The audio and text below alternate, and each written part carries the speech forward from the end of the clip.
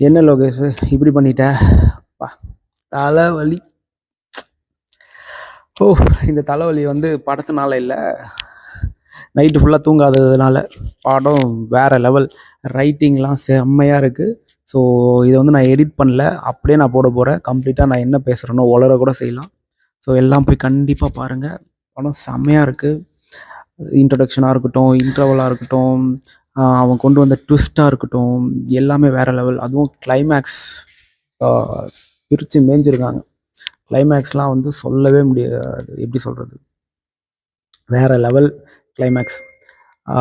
நான்லாம் வந்து படத்தோட எப்படி சொல்கிறது, முக்கியமான சீன்ஸ் எல்லாத்தையும் ரெக்கார்ட் பண்ணி வச்சுருக்கேன் ஒரு ஒரு மெமரிக்காக. பட் ட்ரஸ்ட் மீ, கிளைமேக்ஸ்லாம் வந்து அடிச்சிக்க முடியாது. ரைட்டிங் எனக்கு தெரிஞ்சு இதுக்கு நெகட்டிவ் ரிவ்யூஸே வராது. ரைட்டிங்லாம் பயங்கரமாக இருக்குது.